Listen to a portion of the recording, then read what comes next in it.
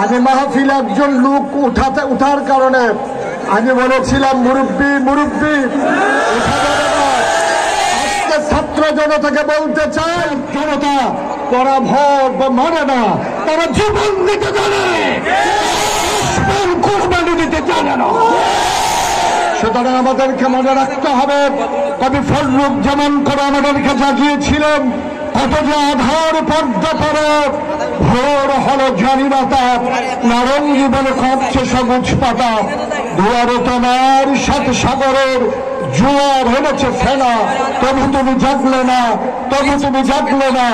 ঢাকার যারা সমন্বয় তাদেরকে আশ্বস্ত করে দিতে চাই, বর্ডার বেল্টের একটা শহর কুমিল্লা, আজকে কুমিল্লা সেই বর্ডার বেল্টের মানুষগুলো জানিয়ে দিয়েছে আমরা আর ঘুমিয়ে নয়, জায়গা জায়গা অত্যন্ত প্রহরীর মতো বাংলাদেশকে পাহারা দিতে চাই।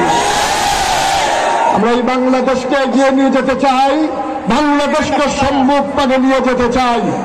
সবার কথা শেষ কথা, যতভাবেই চেষ্টা করা হোক, যতভাবেই দমিয়ে দেওয়া হোক, যতভাবেই নিষ্পেষিত করা হোক, আমরা চিৎকার করে বলিষ্ঠতার সাথে আল্লাহকে হাজির নাজির জন্য আল্লাহকে হাজির নাজির জন্য জানিয়ে দিতে চাই, আমরা ছিলাম, আমরা আছি, আমরাই থাকবো ইনশাআল্লাহ।